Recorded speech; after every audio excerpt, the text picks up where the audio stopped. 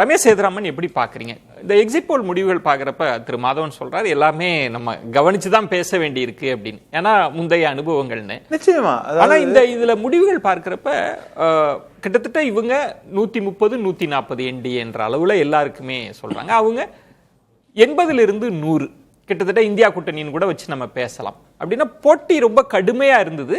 அதுல பாஜக அணி வெற்றிவாக சூடுதுன்னு புரிஞ்சுக்கணுமா? நிச்சயமா. இப்போ ஒரு தேர்தலையும் கூட்டணியாக, அதாவது இந்த மகா கட்பந்தன் அப்படின்னு சொல்றாங்க இல்லையா, காங்கிரஸ் அதனுடைய கூட்டணி அவங்க இது பண்ணும்போது ஒவ்வொரு தேர்தலையும் ஒரு சேலஞ்சஸ் அவங்க வந்து முன் வைக்கிறாங்க அப்படிங்கிறத நீங்க பார்க்கணும். அவங்களுடைய பரப்புரைங்கிறது எப்படின்னா, மக்களுடைய இந்த சென்டிமெண்ட்னு ஒன்று இருக்கு. ரெண்டாவது வந்து அவங்க மனசுல சந்தேகத்தை கிளப்புறது. இந்த மாதிரியாக பல டாக்டிக்ஸை யூஸ் பண்ணுவாங்க அப்படின்னு எல்லா எலெக்ஷன்ஸ்லயும் நம்ம தொடர்ந்து பார்த்து கொண்டு இருக்கிறோம். அப்படி இருக்கக்கூடிய இதுல இந்த எலெக்ஷன்லயும் வந்து என்னென்ன பண்ணாங்க அப்படிங்கிறத பார்க்குறோம். எஸ்ஐஆர் அப்படிங்கிறத வந்து ஓட்சோரி அப்படின்னு வந்து பண்றதுலேருந்து ஆரம்பிச்சு, அப்புறம் வந்து வேலை வாய்ப்புலேருந்து ஆரம்பிச்சு விலைவாசி எல்லாத்தையும் சொல்லி கொண்டே போனாங்க. ஆனா பிஜேபி தரப்புல இருந்து அதையெல்லாம் எப்படி அட்ரஸ் பண்ணாங்கிறதையும் நீங்க பார்க்கணும். பிஜேபியை பொறுத்த வரைக்கும் நீங்க வந்து ரியலைஸ் பண்ண வேண்டிய ஒரு விஷயம் வந்து வெல் ஆயில்டு எலெக்ஷன் மெஷினரி அப்படின்னு நம்ம சொல்லுவோம். ஒரு உதாரணத்துக்கு சொல்லணும் அப்படின்னாக்க, பொதுவாகவே இப்போ வந்து ஒரு உலகளாவிய விஷயத்துல நீங்க பார்க்கும்போது ஒரு எக்கனாமிக் டவுன் டர்ன் வரதுக்கான இது இருக்கு அப்படின்னு சொல்லும்போது, இந்த விலைவாசிகளை எப்படி கட்டுப்படுத்துது அப்படிங்கும்போது நல்ல கரெக்டான டைம்ல இந்த ஜிஎஸ்டி ரிடக்ஷன், இந்த ஜிஎஸ்டி வரி குறைப்புங்கிறத வந்து கொண்டு வந்தாங்க. அது நாடு முழுவதுமே அதுக்கு ஒரு பாசிட்டிவான ரெஸ்பான்ஸ் இருந்தது அப்படிங்கிறத நீங்க பாக்குறீங்க. அடுத்தது ரெண்டாவது விஷயம் அப்படின்னு சொல்லும்போது, ஸோ மகளிர் ஓட்டு அப்படின்னு சொல்லும்போது நிதியோட அரசு என்ன பண்ணாங்கன்னு பார்த்தீங்க, 10,000 கொடுக்குறேன் அப்படிங்கிறத சொன்னாங்க. அப்படிங்கிறதுல இருந்து ஆரம்பிச்சு ஒவ்வொரு விஷயத்திலையுமே அதே மாதிரி பரப்புரை அப்படின்னு நம்ம சொன்னாக்க, மக்களுக்கு வந்து தங்களுடைய ஒரு மாநிலத்தின் தன்மானம்ங்கிறது வந்து ரொம்ப முக்கியம் அப்படின்னு ஒரு விஷயம் வரும்போது, இப்ப தமிழகத்தை தலைகுனிய விட மாட்டேன்னு திமுக தரப்புல சொல்றாங்கன்னு வச்சுங்களேன். அது எதுக்குன்னா வந்து அந்த ஸ்டேட் பிரைடு. அதுல ஒரே ஒரு சந்தேகம் திரு ரமேஷ் சேதுராமன், கிட்டத்தட்ட நீங்க தேர்தல் முடிவுகள் வந்த துணியிலேயே பேசுறீங்க அப்படின்னா, இந்த எக்ஸிட் போல் முடிவை நீங்க அப்படியே ஏத்துக்கிறீங்கன்னு நான் புரிஞ்சுக்கலாமா?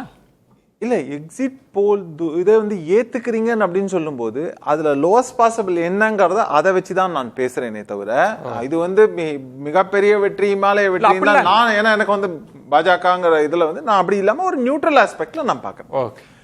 நான் சொல்வது என்னன்னா, அந்த வெற்றி நிச்சயம் சாத்தியமா இல்லையானா இந்த எலெக்ஷனை பொறுத்தவரை கட்டாயம் சாத்தியம். எதனால் சாத்தியம்ங்கிறத தான் நான் எக்ஸ்பிளைன் பண்ணிட்டு இருக்கேன். அதை நான் ஜஸ்டிஃபை பண்ணல.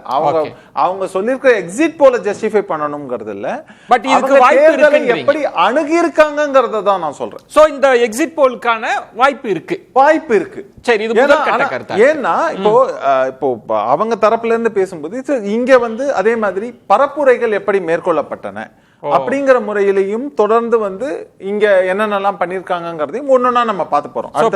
சொல்வது ரமேஷ் சேதுராமன் அவர்கள் வந்து ஒரு சந்தேகத்தை கிளப்புனாங்க.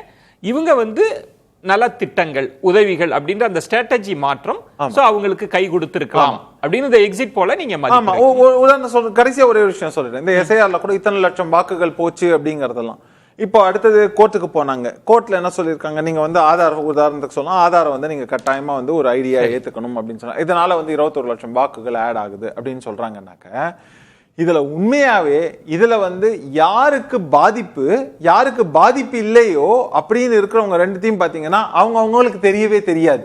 எலெக்ஷனுக்கு ஓட்டு போனவங்கல்ல என்ன வாக்கு காணாம போச்சு, என்னோட இதுல இல்ல அப்படின்னு சொல்றதுங்கிறது அந்த நிமிடம் வரைக்கும் அவங்க பர்சனலா போய் செக் பண்ணிருக்காங்களா, ஆன்லைன்ல செக் பண்ணிருக்காங்களான்னா அதெல்லாம் கிடையாது.